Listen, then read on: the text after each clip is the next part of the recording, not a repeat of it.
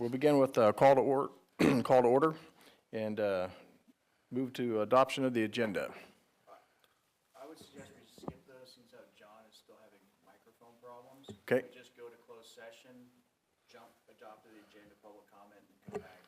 We'll do public comment on closed session, but Don't have to do it right now? we We're going to take comment on closed and then adjourn to closed? yes. Okay, so we're going to ask for public comment on closed session.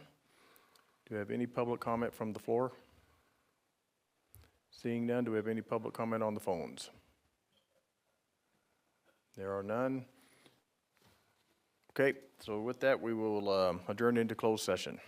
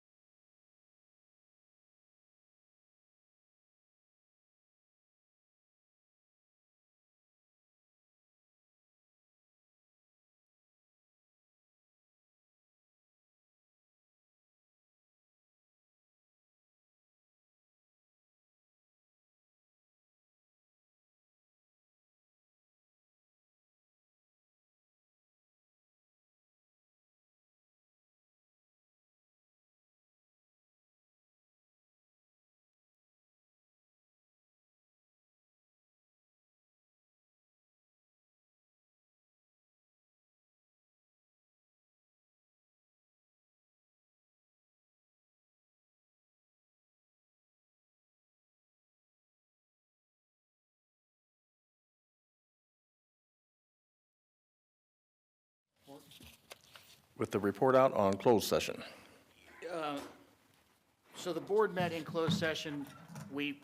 Let's first preface this. We moved past adoption of the agenda because we were having a little bit of IT difficulty. Moving past IT difficulty, we moved into closed session because we had a quorum. We met in closed session, IT difficulty was fixed, and we had a quorum in closed session also with Mr. Entmeyer and Mr. Vallejo also in the closed session. We met on the conference on real property negotiations and nothing to report. Thank you, sir. Then we'll back up to adoption of the agenda. So moved. If I could get it to come on. There we go.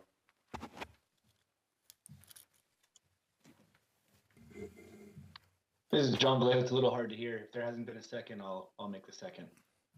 Okay, so we have a First is motion and a second. Okay. Chairman Heyman, Aye. Vice Chair Peters, aye. Director Griffin, Aye. Director Itmeyer, Aye. Director Vallejo. Aye. Motion carries. Okay, next, if you'll join me for the Pledge of Allegiance. Face the flag. I pledge allegiance to the flag of the United States of America and to the republic for which it stands, one nation, under God, indivisible, with liberty and justice for all. Next, we'll have roll call. Chairman Heyman, Present. Vice Chair Peters, Present? Director Griffin, Present. Director Itmeyer, Present. Director Vallejo. Present. Okay, item number 6, public comment. This time is reserved for the public to address the board about matters not on the agenda. No action will be taken on non-agenda items unless authorized by law. Comments are limited to 3 minutes per person. Do we have any public comment from the floor? Go ahead, sir. Good morning. Don Decker here. I have a couple of things that really need to be brought out, and that is with the legal issues connected with Mojave Pistachios et al. Being resolved, at least for the time being. It's and the aspects that were connected with that, namely additional water being pumped, it is time to really look carefully at the domestic well owner community. The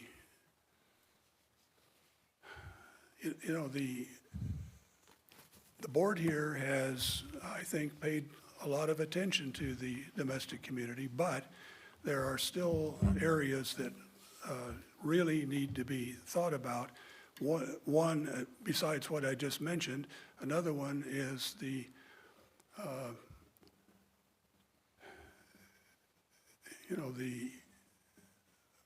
possibility, I lost my train of thought here.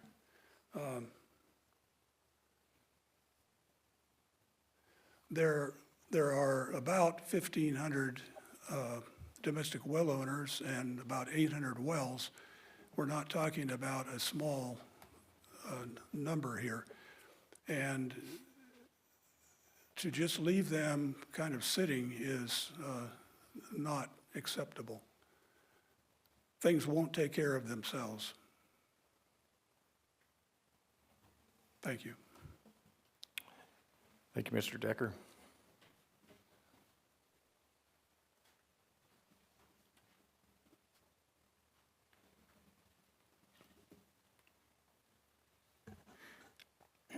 Excuse me, Judy Decker, President of the Eastern Kern County Resource Conservation District. I too have some questions regarding the announcement at the December meeting of a settlement of litigation with Mojave Pistachios. It is unclear to me. Phil Hall mentioned 16,000 acre feet of water allotted to Mojave Pistachios. Is that water on top of the water they're already pumping, or starting with the settlement, that is all the water they can get? Another question is, excuse me, how is this going to fit into the groundwater sustainability plan, which the revisions are due, I believe, at the end of January? That's two of my questions. And how is this going to work for, there's only a limited amount of potable water in this valley. So you've assured Mojave that they can have 16,000 acre feet. What about the Navy? What about the Water District? And again, what about all the domestic pumpers? Phil Hall is always saying that the domestic pumpers are 90% of the pumpers. And I think this is a big concern of a lot of people. And I'll ask my other questions later when I have more time. Thank you. Thank you, Judy. Chairman, I should probably answer a couple of those. Go ahead, sir. So let's first step back. Mojave is going to have the opportunity, and I'm sure they will take it, to receive 16,000 acre foot out of a second transient pool that's being created of 20,000 acre foot. So think of it just like we had the original transient pool. This is just some more water that we've determined we can put into a transient pool to get us moving forward. They get 16,000 of it. So the water they've already pumped, they've paid for, they will be paying for, it's part of the settlement. And then we'll get the potential for the 16,000 moving forward at the payment of the numbers put in this second transient pool. As I also mentioned at the last board meeting, we had, 6 actual business days between that board meeting and this with the holidays. So we wouldn't have the transient pool presented to you at this meeting. You'll see item number 12 is just a brief discussion. We wanted to let public comment come in.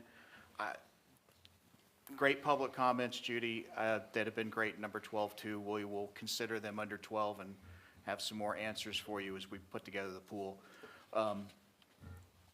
So that's the gist of it. It's a second transient pool they're getting a part of. It's going to be included in the GSP update. It will all be part of it. We've considered it, we've considered what its impacts are, and we think that they were sufficiently covered. I do understand the concern for the small well owners. Some of the problem the small well owners are experiencing, as we all know, is partly a cone of depression problem, and partly a general overdraft problem, but we are considering those, and we are very mindful of that. I think I answered all of your questions, Judy. If I didn't, on item 12, please bring them up again, and we can answer more. Any other public comment from the floor? Seeing none, any public comments on the phone? Okay, we will move on to item number 7, board member comments.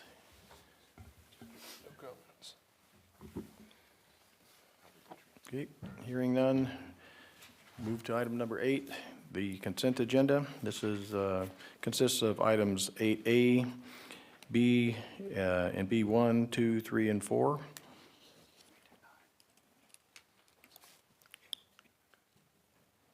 Do we have any comment from the board? I actually do have a comment on item B1. What is the total for Stetson Engineers, and why don't we have that on the agenda?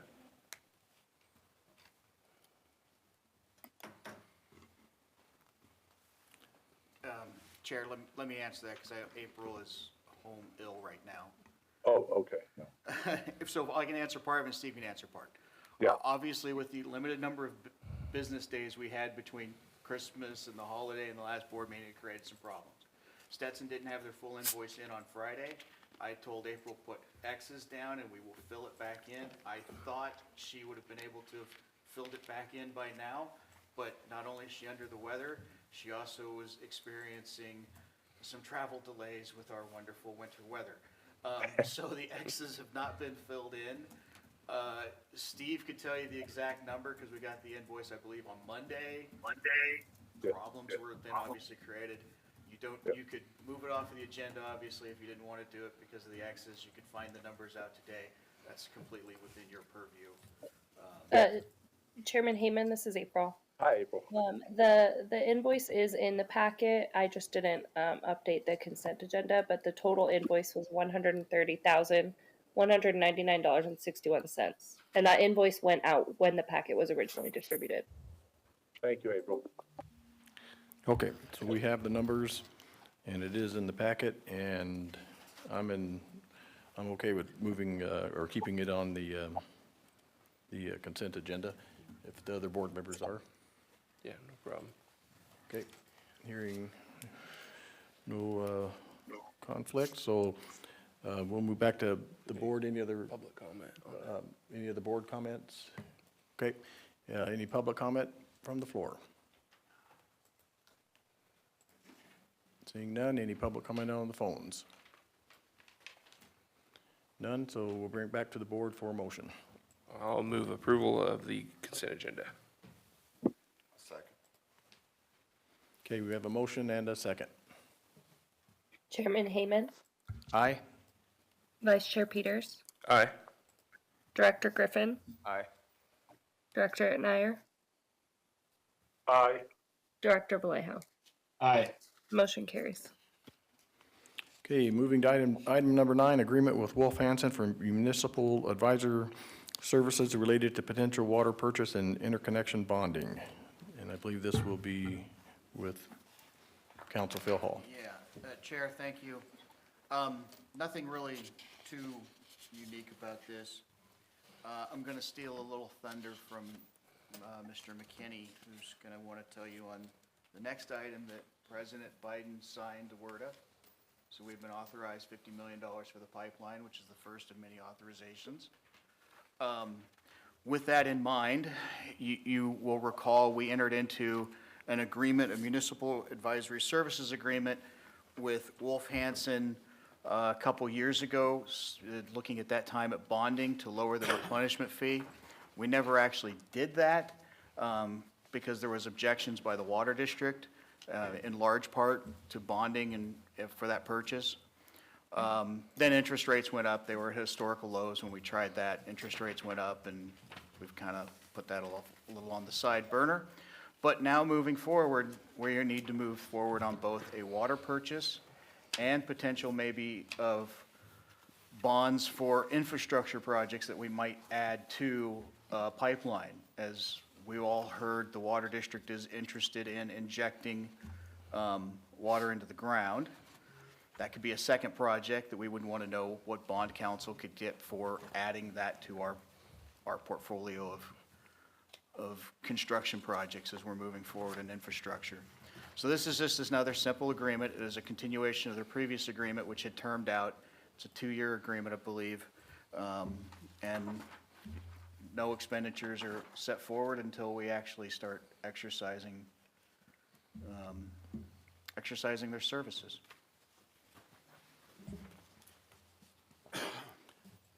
Any comments from the board? I have a couple questions on this. I've read through this entire package on that Wolf Hansen provided. It looks like to me this agreement is going to be good until 28. But looking at fees, I see different areas where compensation is discussed. It talks about hourly wage, talks about retainers, talks about percentages of the bond and them getting paid on that.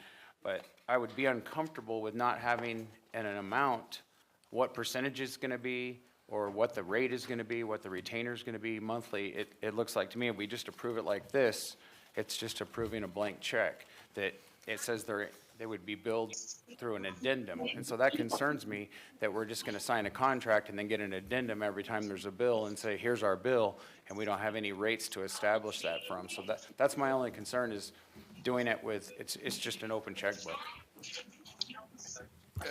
Chair, if I may, I think the general answer to that, and Wolf Hansen's on, they can add too. We've been had discussions with Wolf Hansen for a while, and you haven't seen any bills.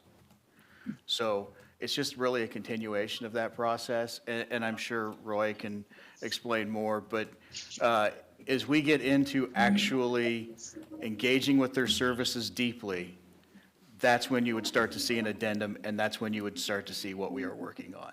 Right now, it's very high-level discussions.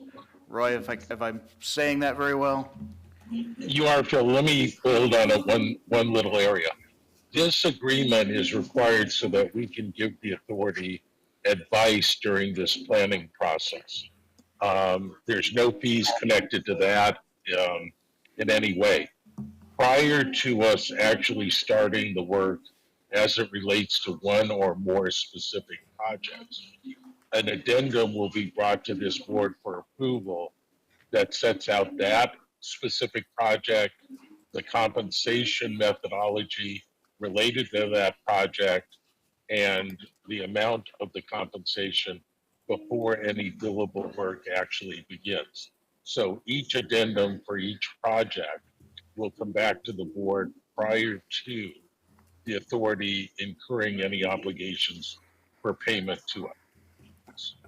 Okay, I understand that, but we would be obligated by contractual obligation to go with you and not use somebody else. And I understand you're providing the service for free right now as advice, but that would be my concern. That would be like me signing a contract with a customer and saying, you're signing that I'm going to perform all of your work, and I'll just do an addendum to my contract each time I want to bill you for something without having an established rate.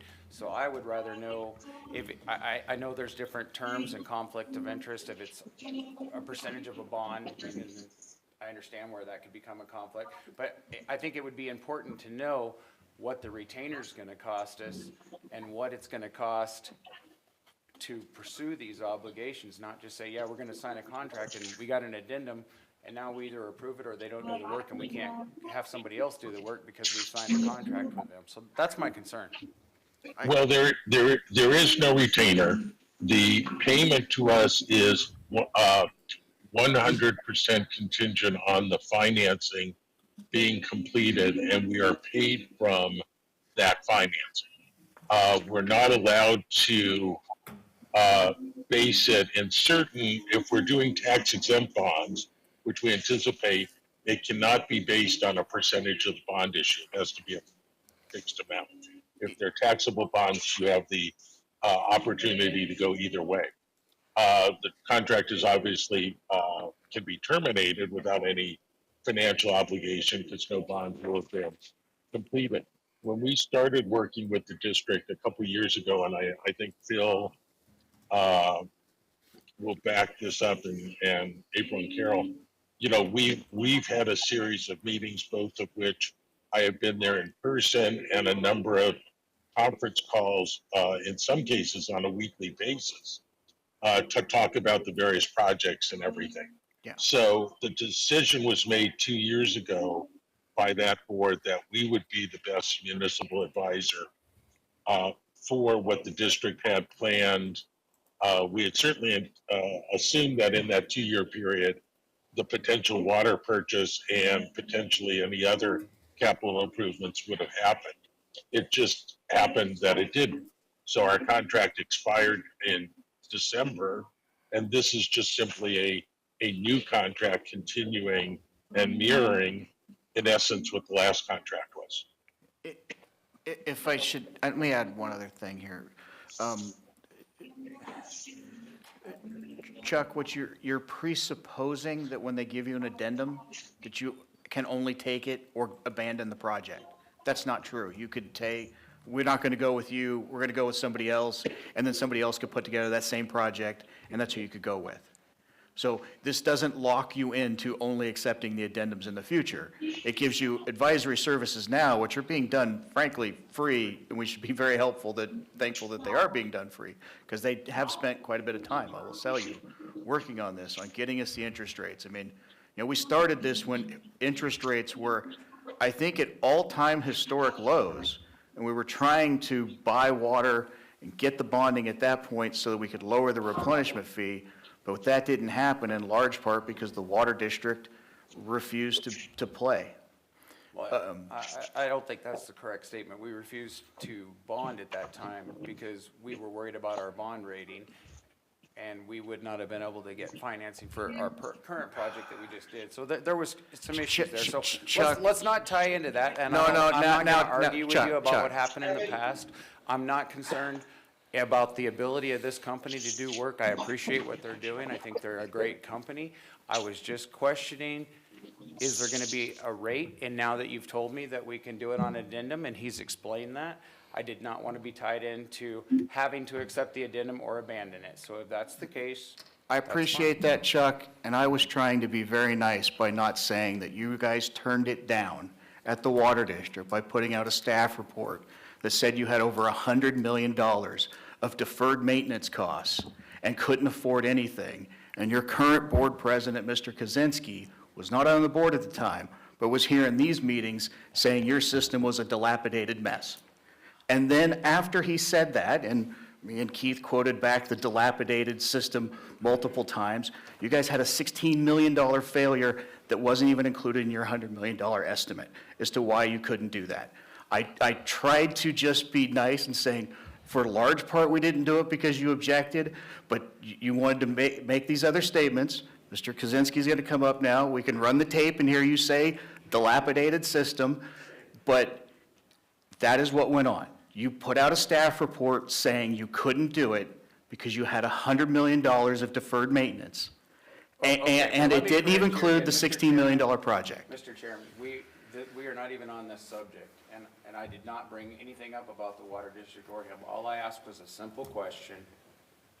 Was there going to be a rate? And that was my concern. I'm not questioning, again, the ability of this company. I appreciate what they've done for the board. I know that they have not taken a payment. I was just simply asking, was there going to be a rate established that we could go from so we knew? And that was my question.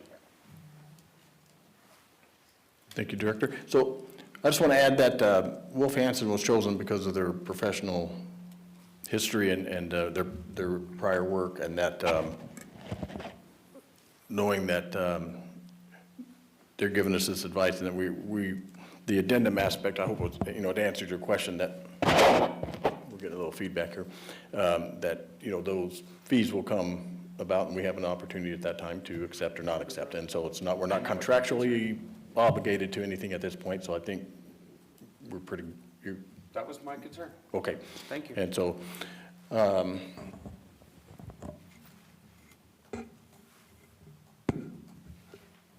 I don't know if it's the microphone's being up or we're just getting a little feedback.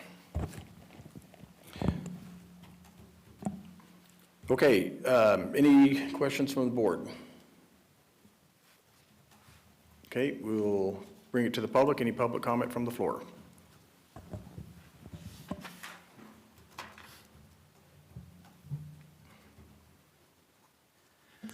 I really didn't want to come up. Ron Kosinski.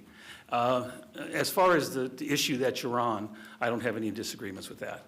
What I do want to say is I'm tired of being misrepresented. And I keep hearing it, and it's got to stop. It does nothing with helping to mend anything that we're trying to mend amongst our groups. And I'm tired of hearing it. There's no sense in bringing this up. I agree with you, Chuck. You didn't ask about it. It just had to be said by Mr. Hall.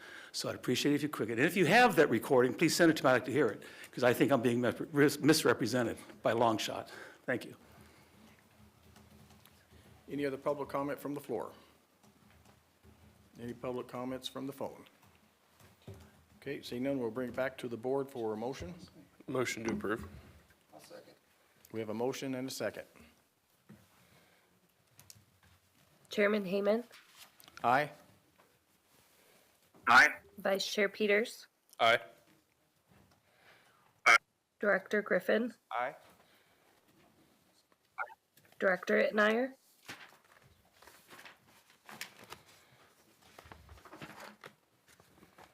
Director Aye. Itmeyer, there you are, Director Vallejo. Aye. Motion carries. Okay, moving on to item number 10, discussion item regarding next steps for Water Resources Development Act authorization. This will be with Capital Corps and Mike McKinney. Good afternoon, members of the board. I will confirm it is a little chilly back east at this particular moment in time. And as Phil indicated, the president has signed the Water Resources Development Act of 2024 into law. The bill has taken effect at this particular point and is in the implementation stage. In your packet, you have a memorandum outlining the history and the next steps of what will occur now that the bill has passed. There is one question or one change that I would like to make. Under page 2 in funding, at the very bottom of paragraph 1, the WRDA project is authorized through September 30th, 2035, not 2025. That's my mistake. To go over what will happen and what has happened, Congress has initiated or authorized a $50 million authorization for the project. That is 1/3 of the request that we made at the very beginning. That is not an unusual action for Congress. And what will have to happen in future WRDA bills is that an additional authorization amount will need to be placed onto that. That is known as a plus up. And that will occur for us probably in the Water Resources Development Act of 2028. There is sufficient funding to get us to that particular point once that funding is authorized or is appropriated. Annual appropriations will be done through the Energy and Water Development Act, which is an annual appropriations bill, and that particular bill will, the next one we will probably go after is fiscal 2027. Are there any questions from the board as to the authorization and the next steps regarding funding?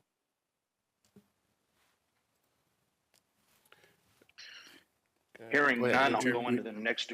Oh, I just wanted to thank you and your team for your guys' work on this and getting it to this point. This is a critical step, and you guys have done a great job getting it here and across the finish line, and we appreciate all your efforts on it. Thank you very much. For the next steps, because there will be a bunch that will happen here in the first quarter of 2025. The project authorization is actually given to the County of Kern as the non-federal sponsor of the project. Technically, the authorization belongs to the county. However, the U.S. Army Corps of Engineers has discretion to work with a non-federal sponsor that is not designated within the Act. And to facilitate that, we are suggesting an agreement between the authority and Kern County be put into place that basically designates the authority as the authorized agent for the project and also places the financial responsibility for the 25% non-federal share and matching requirements onto the authority. The project's authorization is for construction of the facilities and is not for planning purposes. And so the actual project would begin at the construction phase once the planning is completed by the authority. Any questions with regard to that Kern County agreement?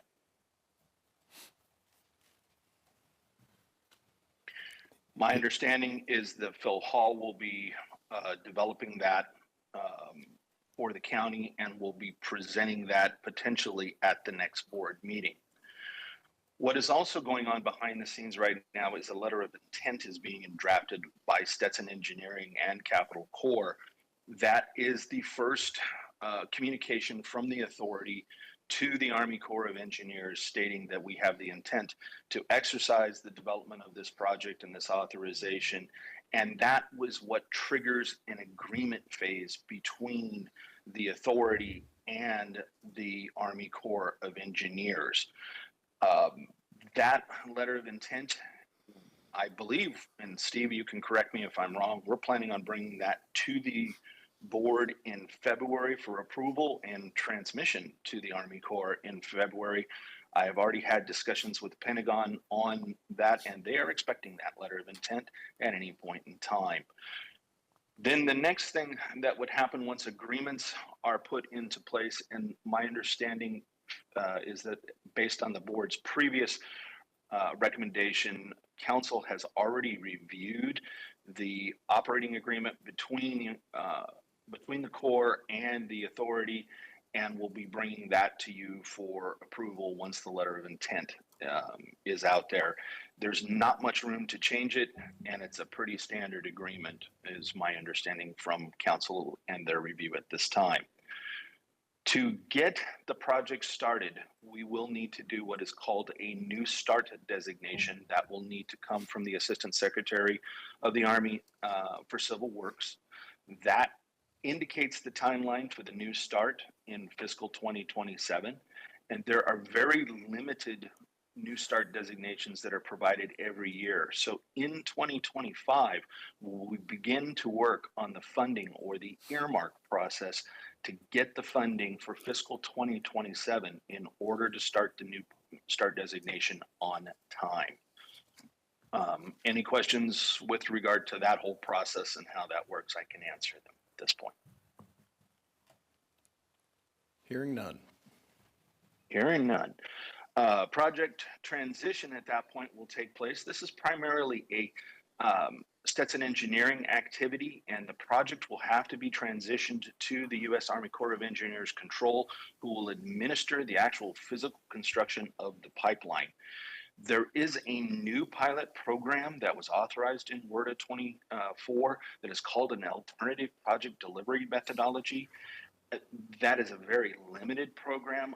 We are still going to need to explore that as an opportunity with the U.S. Army Corps and see if we're even eligible. There are not any regulations associated with that alternative project delivery methodology at this point in time. It's a new program, and it is primarily a non-traditional design build method, which would probably put Stetson more in the project management role, as I understand how it works. But that is all still being worked out, and between now and 2027, we will see if that is something that we can avail ourselves of. In there, you have a very preliminary timeline of the deliverables associated with the project in each given year and each given quarter. And then there are a couple of areas that are very interesting that were included in WRDA 2024 as the board, and as I've heard the public notice, the authorization does provide for water and water supply infrastructure. Does this mean that we can purchase water with the authorized amount. That's very unclear at this particular point. That language was included for several new project starts under the Environmental Infrastructure Program. So it's not clear that Congress really indicated that we could go out and purchase physical water through the WRDA authorization. We're going to need to have a conversation with Army Corps to see if that's something that's even in the realm of the possible. Normally, under Section 219 or the environmental infrastructure projects, real property purchases are allowed. To our knowledge, we've never heard Army Corps purchasing long-term or permanent water supplies in connection with a project. We didn't anticipate that as we were doing the authorization, but it is something that we will need to explore because the language clearly says the word water in it. There are other provisions in WRDA 24 that are interesting that do help us. Drought resiliency is now a priority of the Army Corps for their projects. There's also a provision in here, and I do not want to get any member of the public or the board's hopes up on this. There is an ability to pay provision, which again does not have any regulations attached to it at this particular point, but essentially it would allow us to apply to move from 75% to a greater percentage of payment based upon an ability to pay within the entire region. How that's going to be set up, how that's going to work, I'm not quite sure at this point. There is a dollar cap on it as well, and I'm not sure if we will be eligible. But those are things that we are going to explore over the next year or so. You see the previous board actions in there. We have recommended actions here, and basically we are requesting that the board authorize us to prepare all necessary agreements between Kern County and the authority, and also prepare the letter of intent for board approval. And that's what we're asking today, and I'll answer any questions you might have. Thank you, Mike. We'll bring it back to the board for any questions or comments.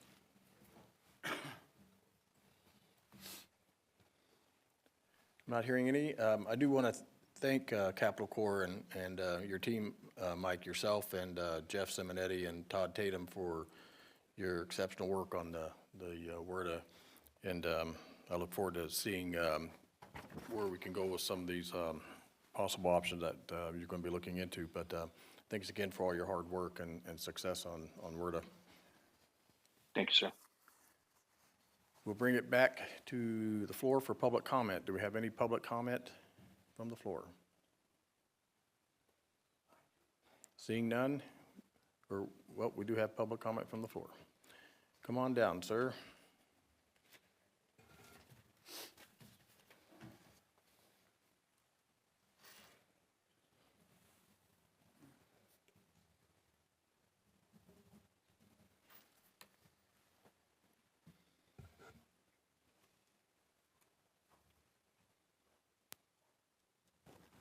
My friends, hello. My name is John Gorman. I'm currently on the City Council for Ridgecrest and have been watching over the last 2 years at least the happenings of this group on this general issue. I thought this business would start at 10:30 this morning, so I missed the front end of this presentation, which I wanted to hear all of. But a question occurred to me, and I'll ask it quite spontaneously. With regard to the paragraph that talks about Kern County agreements and mentions the Army Corps of Engineers changing their association with as authorized agent, and what I heard from Capital Corps was you want to change that and make Kern County the authorized agent. And my question, of course, if you'll allow a question from this dais, why? It would seem to me to everybody's advantage to have, at this stage, the Army Corps of Engineers involved as a third or fourth party. Keeping an eye on things. I don't think that communication between the Groundwater Authority and the Water District has been of all that good quality or quantity for that matter. And I would gladly see Army Corps of Engineers continue as authorized agent to keep an eye on things and offer perspectives other than Sir, what you're we're getting now. You're incorrect in your assumption, sir. The authorization that Congress has put forward authorizes the U.S. Army Corps to administer the program. The authorization designated the non-federal sponsor of the project as the County of Kern. That was not our wish. That was the wish of your congressman. He wrote the amendment that did that based upon concerns that were happening from the House committee at the time. What the agreement between the County of Kern and the authority will be the County of Kern will designate the authority as the authorized agent for the project, taking them out of the non-federal sponsor position and placing the authority into the non-federal sponsor position, and then place the financial responsibility for the 25% of the non-federal share costs on the authority. So they would have to come up with it, not the county. The Corps will be the one to construct the project. That is how WRDA is set up. That is how the funding is set up. I know there has been some question about a $50 million grant coming to the county or funds coming in that will have to be administered. That is not the case. Congress authorizes the project, the appropriation appropriates it to the Corps. The Corps constructs it and then says to the authority, you owe me 25% of the costs that were given to us in that particular year. My friend, thank you for that response. A bit complex for me and perhaps others that aren't as involved in the mechanization, the complex mechanization that all this is happening under. I thank you. My comments about the quality and volume of communication between the two major groups notwithstanding, I appreciate what you're doing. Thank you. Thank you, Councilman Gorman. Chairman, if I can put some simple on what just occurred, because I think he was also, I know what Michael was saying, and it can sometimes get a little confusing. If anybody is under the impression that the County of Kern is somehow stepping in and taking over this money, that is not the case. The person that was authorized, the name on the WRDA is the County of Kern, but that was with and the understanding that this is a GA project. The agreement between the County of Kern and the GA is putting the GA in the driver's seat, not vice versa, which I believe is Mr. Gorman's original feeling, is he thought the county was controlling this. It's the other way around, federal government through the WRDA process, but the county, and the county is giving the reins essentially over to the GA. So maybe that simplifies it. Agreed, and like Mike McKinney was saying, the actual authorization from WRDA designating a non-federal sponsor was done at WRDA level and through the committees, not anything to do with the GA or the... There was no request by the GA, to my understanding, and Mr. McKinney can clarify this if he needs to. There was no request by this GA or the county to have the county named at the federal level. Correct. That was a choice made there. I leave it to others to discern whether that's because of lack of communication that has occurred or whatever. But was at a different level. So That's a different level and something we didn't choose. true. Okay, we do have a public comment from the phones. Caller, go ahead.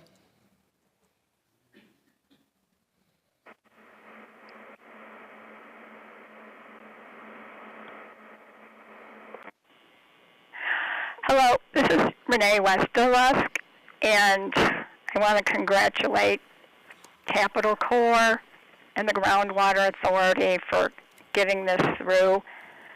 This is monumental. Also want to thank our member of Congress, Vince Fong, and President Biden for their roles. That said, I have a question regarding the draft timeline deliverables.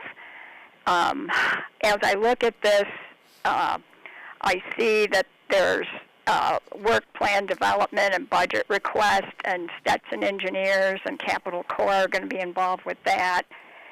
And then there's completion of work development program in 2026. Stetson engineers and U.S. Army Corps of Engineers are in charge of that. What I see is there's a lot of extra work being put on Stetson and the GA, because the GA has to do all these supposed hoops to get the money. My question is manpower. Will Stetson need to expand their manpower to cover everything they're doing now for the GA, plus take on these extra projects? And the same thing goes for the GA. Will you have to expand your manpower to complete everything? Because it seems like this is a huge, tall order, and I'm just concerned about that. This is Steve Redath. A very good question. And thank you for that. Just from our perspective, we may. I mean, we're headed down a track of a very, very large project. This initial work that we're talking about, we don't see a problem with that. As you know, we just completed completing the GSP for 2025. And a lot of work went into that, so we do have some freed up manpower to work on this. They are actually already working on it. But we will be looking down the road at what our manpower needs are. It's a very good question, and as soon as we have a clear view of what it's going to be, especially when we start looking at actual construction, which may be a couple of years down the road, we will be looking at manpower needs. That's for us for sure. Will the groundwater? Renee, yeah, go ahead. Renee, this is Michael McKinney. From a Capital Corps perspective, we anticipated this. The items that are in the governmental affairs side, beginning to do the congressionally directed spending requests, what everybody calls an earmark, as well as doing the transition from a staff work standpoint, we anticipated that over the course, and so we don't have any increases that will be required during this period in time for this particular project. As a matter of fact, our workload will probably, now that the authorization is done, go down a little bit. So the big hurdle is out of the way from a governmental affairs side. It begins to become more administrative. Will the GA have to expand manpower to complete their part of the timeline of getting all these projects lined up? If I could, Chairman, I think that would, unless Carol has anything else to say, I wouldn't foresee that being a likelihood, but correct me if I'm wrong.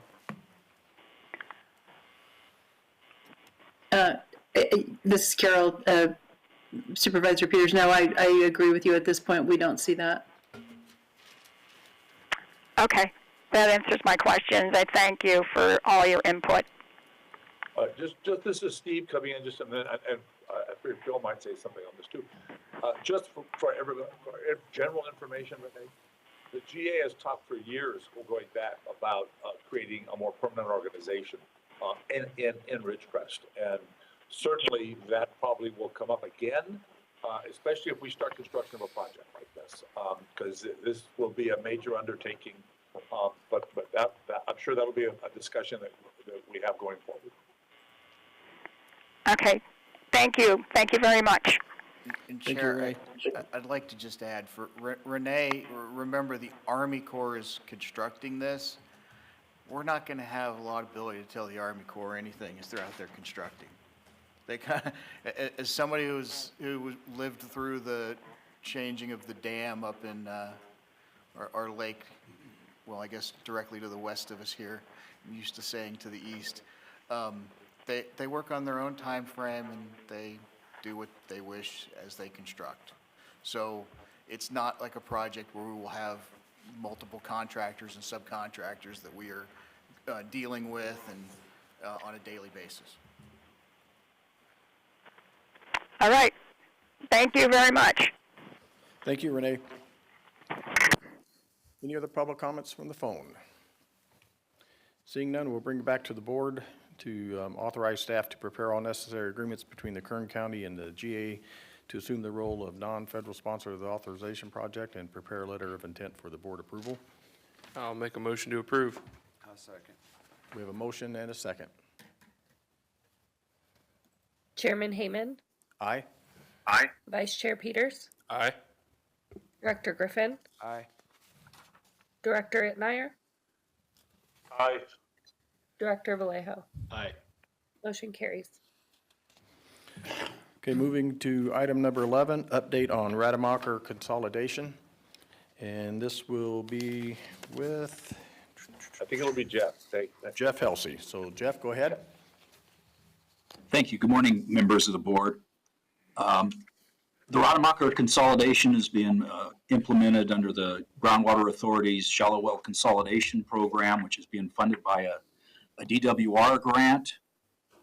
Some of the past activities are discussed in the background portion of the staff report in the board package, but to talk about some of the more recent activities. Last month, December, the Sanchez family, who had spoken to the board before, reached out to the Groundwater Authority staff because they had a pipe that had burst due to the corrosion from the water. And I believe Mr. Sanchez was deployed at the time. They didn't have the means to get that fixed. Groundwater Authority staff coordinated with Self-Help Enterprises to try and get them some assistance. As you recall, the project's being done in two phases. A pipeline had already been designed a few years ago to consolidate 2 or 3 of the water users. And that's phase 1. And then there's a second phase that under the agreement with between the Groundwater Authority and the Water District, the Water District's consultant, Krieger and Stewart, is doing the design of the second phase of the project. And the staff report indicates that the first phase plans had been sent to the State Water Resources Control Board for their review and approval. And Water District staff informed us, after the staff report went out, that they had heard back from the State Water Resources Control Board, and those plans do have their approval now. So that's ready to construct. We'd reported to the board before that our grant cannot cover. It can cover almost all of the cost of the consolidation. What it can't cover is the connection from the back of the water meter to the house on the private property there. The grant can't cover that. We had reported before that GA staff had met with Self-Help Enterprises and some of the state funding program representatives to try and see if there was a way to get that funded.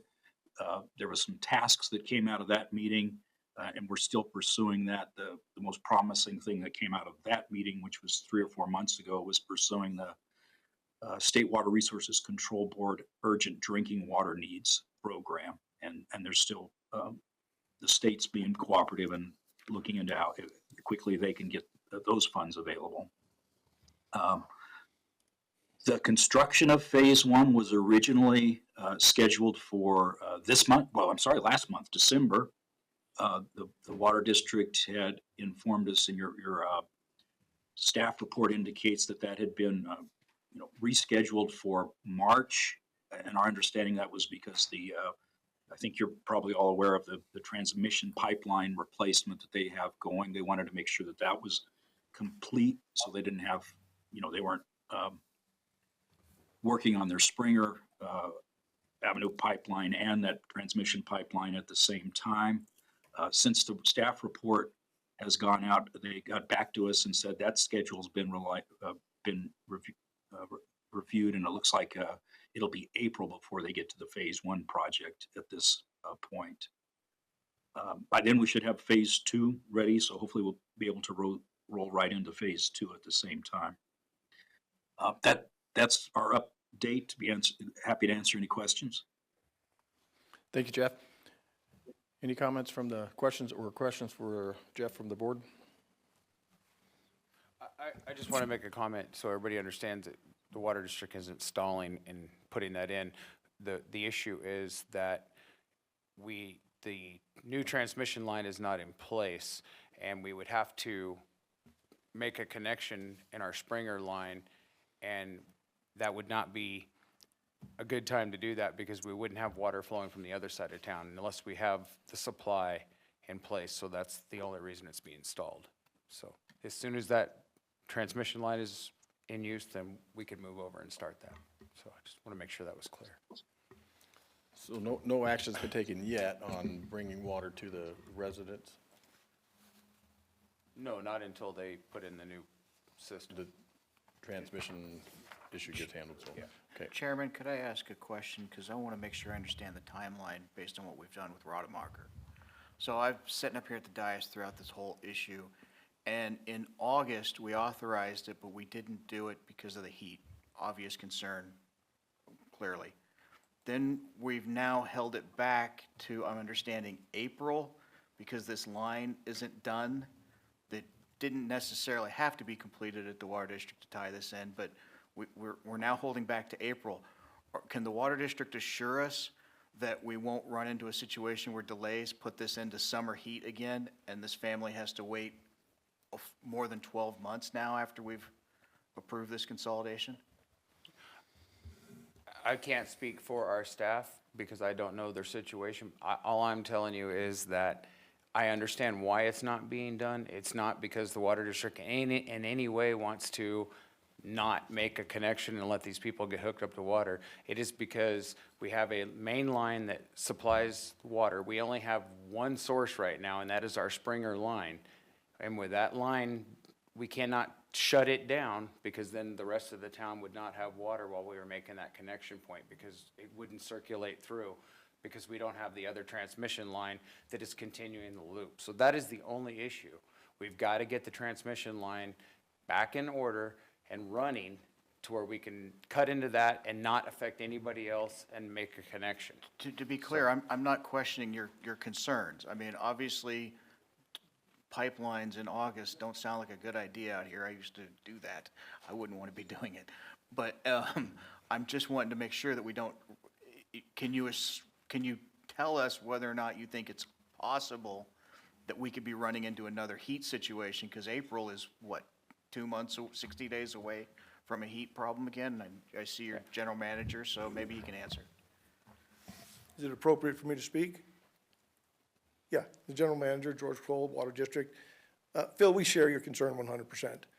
Nothing is certain. We have absolutely no intention of allowing this to go into summer. We understand the risks that are involved, and we are weighing the risks of, significant outages to thousands of customers versus this project. And so we are doing our best to balance the risk of, so first of all, we have to get that main line, that second main line in. That gives us assurance that we can operate if something were to go awry when we connect into the Springer line. And we have no intention of letting this go into the summer because we do share your concerns. That would not be desirable. Can we promise and give you a 100% guarantee? We can't do that for anything, as we all know, but we have no intention of letting this go into summer. That's all I was asking is what assurances we can get. And I understand I'm not asking for a 100% guarantee. Completely understand. I'm just concerned when I hear April. Yeah, I think we're in 100% agreement. Nobody wants us to go into summer. We're doing everything we can to, ensure that happens. I should obviously say the family's not here, so I'm kind of speaking for the family who had this concern before, and this is just to provide them assurance that we're working on it and we understand. Yeah, the urgency is there, and we are working it. Any other questions for the Water District? Thank you all.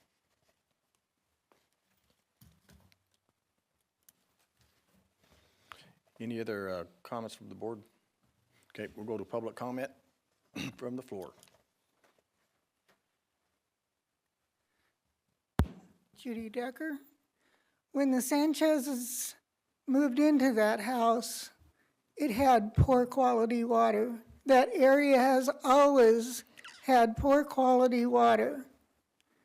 So it's nice to say it's urgent, but the people that live on Rademacher have lived with that for years. Another comment I would like to make, I believe in the report you talked about, well, actually Jeff talked about the service connection. I do believe when Renee Marcheco was here and made the presentation of this consolidation, she stated that if people couldn't pay the price for the connection, it could be put on their property taxes. So that's something to remember.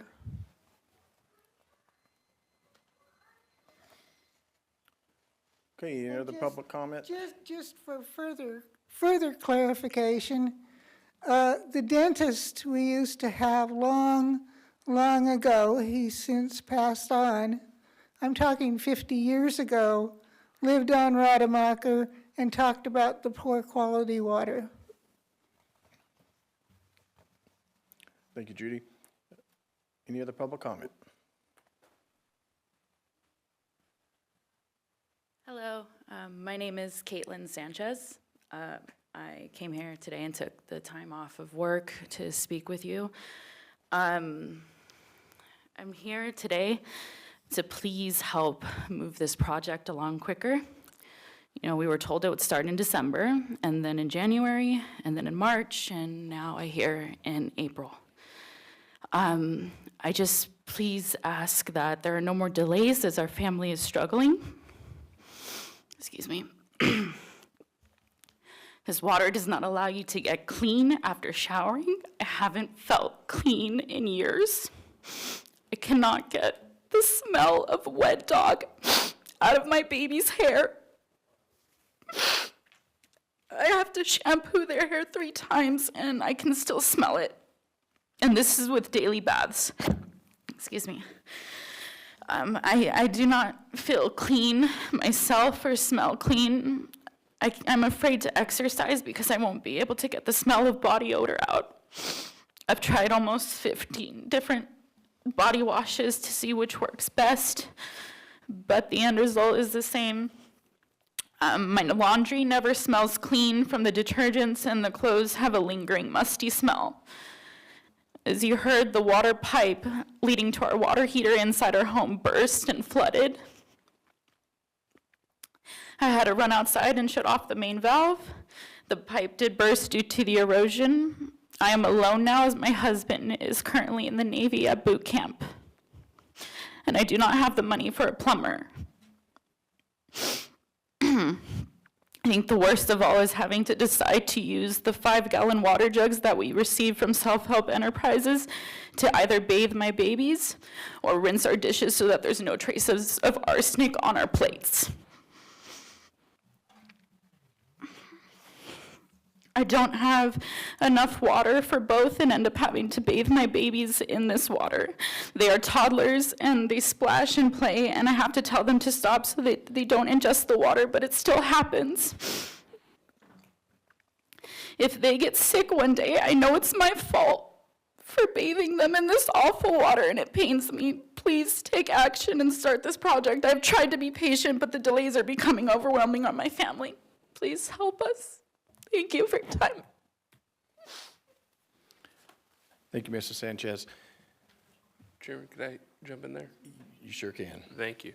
Ms. Sanchez, before you leave, I just wanted to say if you could reach out to my office. I'm speaking as a county supervisor right now, not as a member of the GA, but if you wouldn't mind reaching out to my office, I would like to see what I can do if there's any other local or state programs or something that might be able to help you out or work out some alternatives or something. I don't have any of those answers right now, but I'd be happy to help you look into it and see what we can figure out. Thank you. And Ms. Sanchez, I would also like to speak as a private person right now. If you want to get a hold of me, I would be willing. I have a water tank that I could fill up and provide you with 200 or 300 gallons of water that I would fill up for you with my truck that you could use. So it would not be drinkable because But I would help you with that until this gets done. But I assure you, the water district is going to get on it as quick as they can.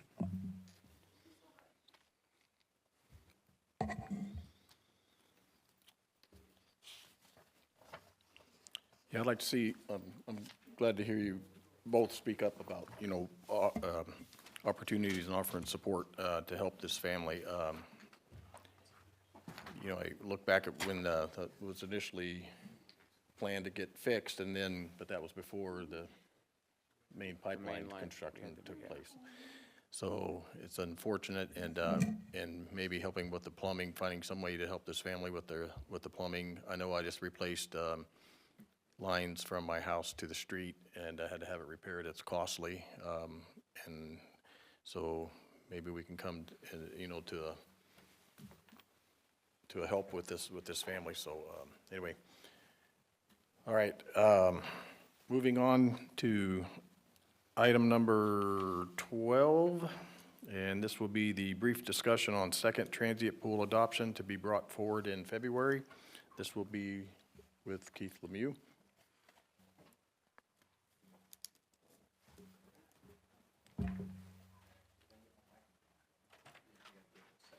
There we go. Okay.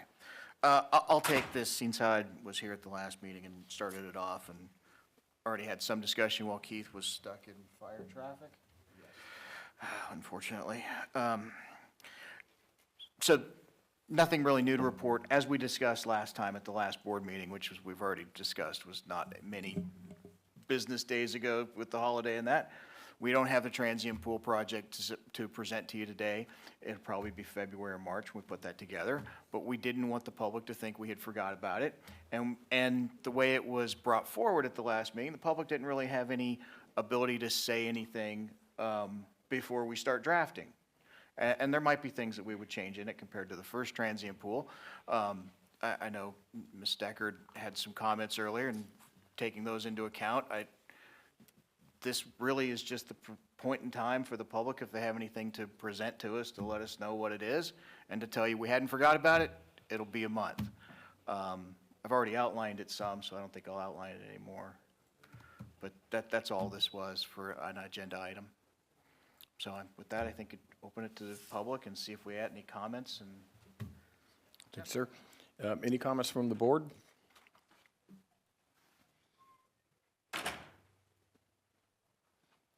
Any questions or comments about the transient pool? We're going to discuss it next month, right? Correct. So any public comment from the floor?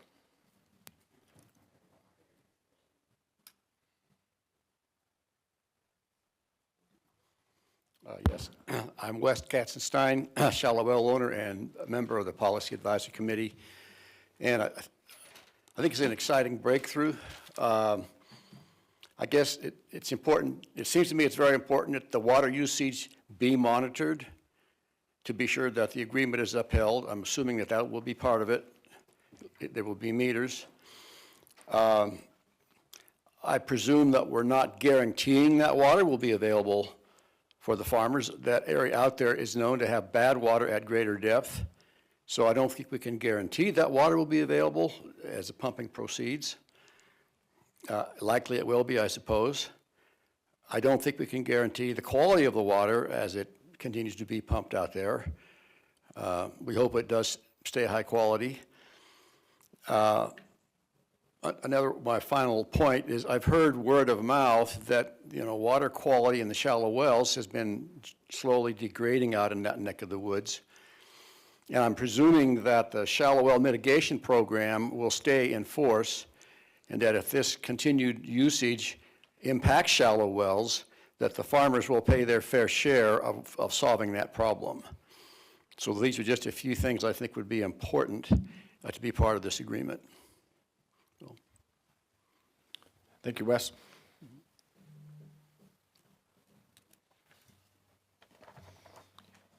Any other public comment from the floor?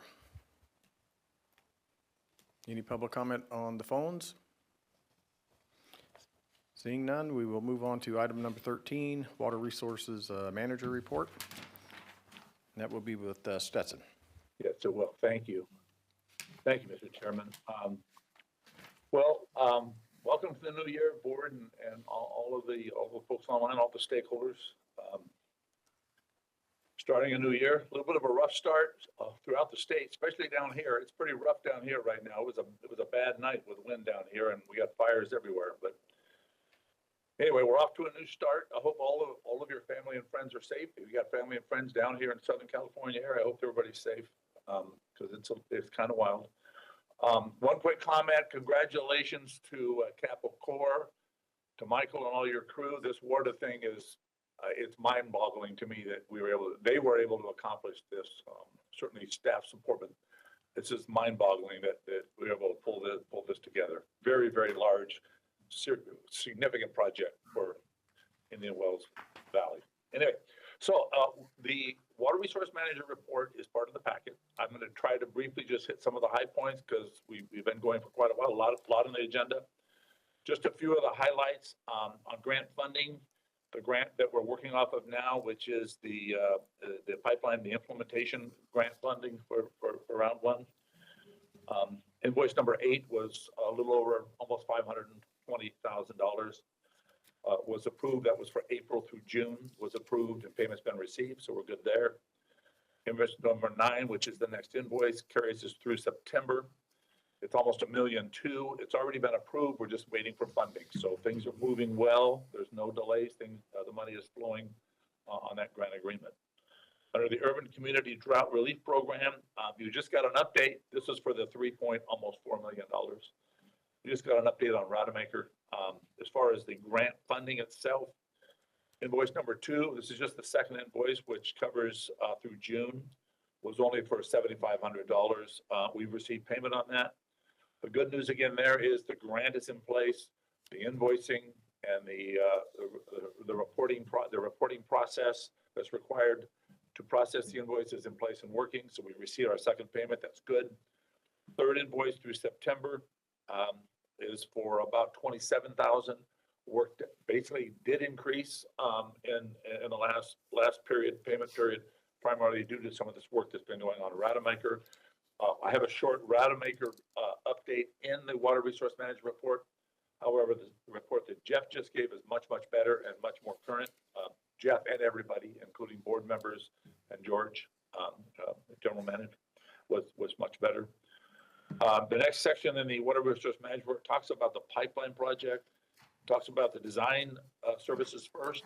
I'll let you know that we have received, it's under internal review, 60% design from Provost and Pritchard. We're under review on that right now. For the environmental services, we're expected to get the draft environmental assessment by mid-March 2025. It's being prepared right now. That'll move things along. That's our next steps. We've got a couple other things going on out on the biological stuff and the field work going on that is underway, that's included in the report. The pipeline right-of-way services work that's going on. We're expecting to be provided the right-of-way acquisition plan very soon. It was intended to be done by the end of the year, so we're expecting that from our right-of-way consultant very soon. So as soon as we have that, we'll do the internal review and we'll certainly share that. Series of submittals to DWR. The most important coming up is that by April 2025, we're going to provide a final grant completion report for the implementation grant. So that work is being prepared. U.S. Corps of Engineers. This is separate from the WARDA.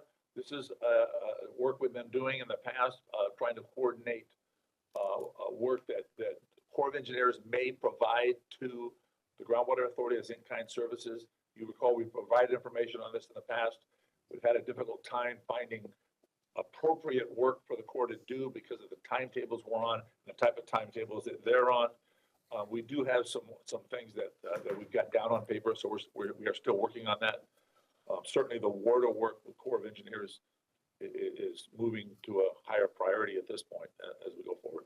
The shallow well mitigation program is still in place. I haven't heard nothing indicating that might not continue to be in place. We don't have any investigations or evaluations going on at this time, but it is still in place. GSP, there was some discussion at the start of the meeting, the periodic evaluation and the amendment. There is a special board meeting being scheduled for, I believe, the 29th of this month, where there will be a presentation, be done at a board meeting, so it'll be online too, a presentation, and ultimately the expectation is that we will approve, adopt it through the board, and have it submitted on time by the end of January 2025.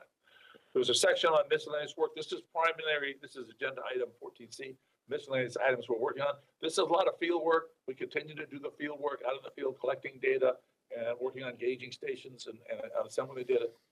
It's covered under that section. There's also a discussion on the configuration management plan for the model. And as part of the report, we provide an update on the model runs that have been run along with DRI, Stetson and DRI, the model runs that have been run and that were used for the periodic evaluation for the GSP. So the list of those model runs is included. The work that we are doing under the Navy COSO agreement for funding for special services, basically. We are still working on the second monitoring well in the Rose Valley to be installed. We just submitted yesterday a time extension, working through the Navy and working through this funding mechanism takes some time. It looks like we need to get an extension just to get approvals for the next round of funding. So that was just submitted. Gene Moran from our office just submitted that yesterday to the Navy, requesting the procedures for amending the schedule. That's what I have for the Water Resource Management Report. As I said, it's in the packet, and I'd be happy to answer any questions. Thank you, Steve. Any questions or comments from the board? I just have one comment. Steve, is there when are you thinking that GSP is going to be available to the board members, the update? I'm a little disheartened that we aren't going to get a chance to look at it until 2 days before it has to get submitted, so that concerns me. I know the intent is to have the PowerPoint presentation as part of the packet.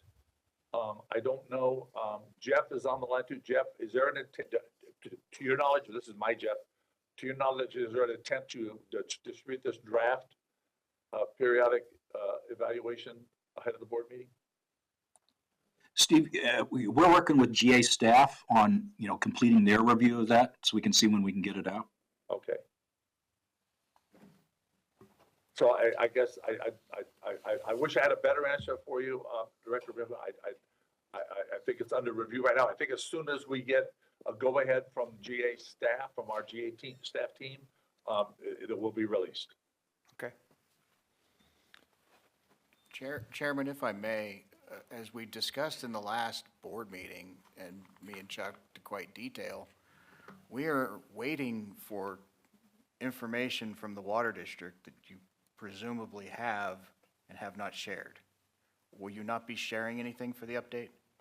We've actually given some information to be shared, and that's what we wanted to see what was included, and that's why I've asked if there was going to be the updates that were going to be sent out, because in January of last year or February, it was stated that this periodic evaluation was going to be due January 31st, 2025, and there would be updates put on the website monthly of which phase they were at, where we were at on the update, if anybody had anything to submit.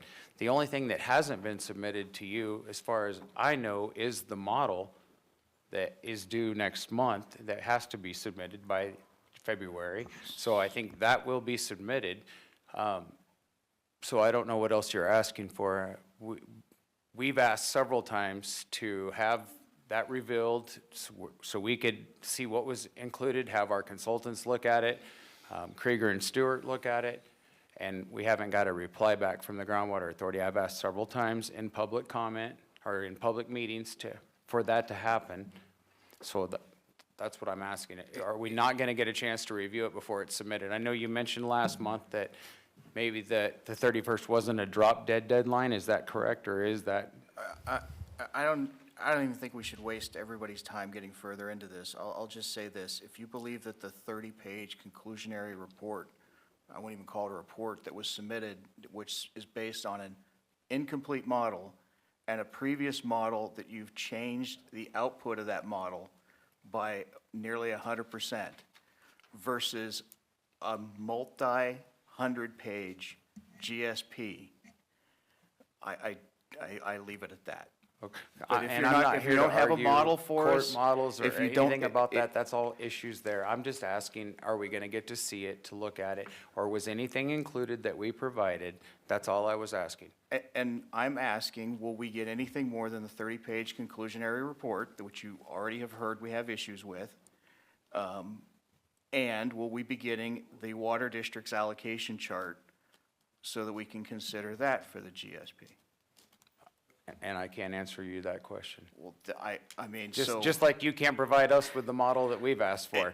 You've said for 2 years now that you cannot provide the model and we can't run the data from your model.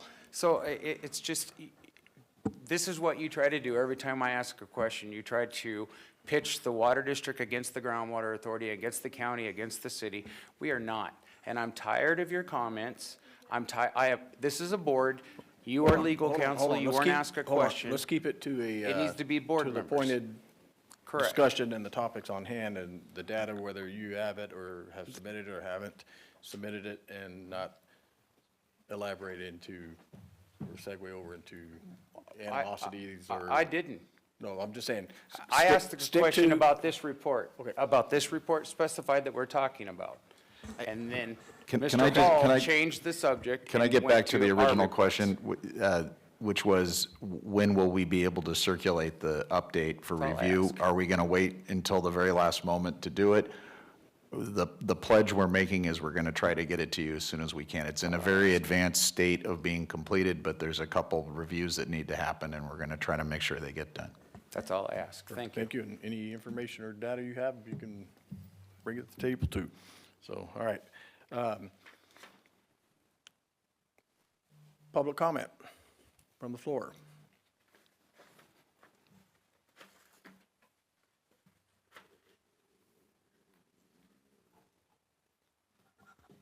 Don't pick up something the wrong way. Your back will tell you all about it. I am still unclear. I am sorry. After all that, are you going to make the updated GSP available to the public before your proposed special meeting on the 29th of January?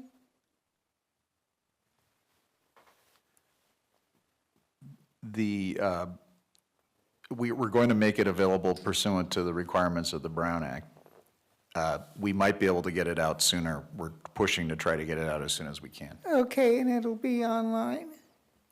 And Correct. Steve, I know you're listening. This is a little personal thing. You mentioned the fire.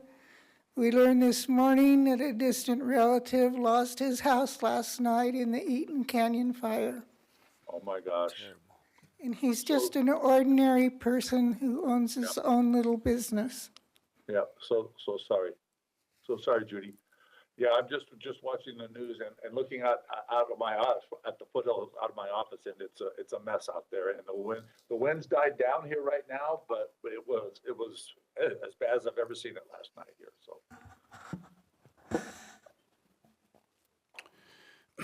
so. Don Decker, a member of the TAC.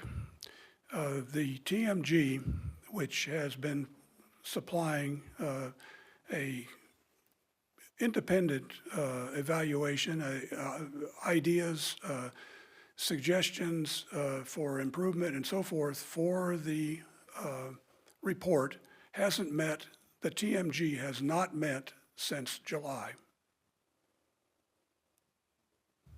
Let that settle in a little bit. What's happening here is exactly what's happened in previous years. The report gets to a certain point and is basically held in Stetson's hands. When there are opportunities, there are people on that TMG, myself included in particular, who can provide direct input to it. but we have not been invited to do so. I thought that was something that the board here should be aware of. Thank you. Thank you. Any other public comments from the floor? Seeing none, we'll move to the phones. Caller, go ahead.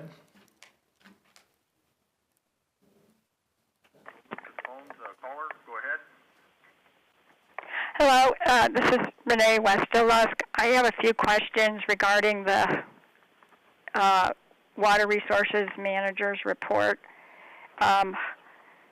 One is on that special meeting you're going to have on the 29th online for the review of the updated GSP. Will the members of the PAC and the TAC be invited to get the link so they can be online for that meeting? Steve, can you take that? Yeah, they should, maybe April can help me, she's still on, I know she's not feeling well, but I believe they are all on the link for all of the board meetings, so it will be a special board meeting. Everybody who gets board meeting link should get a link to that meeting.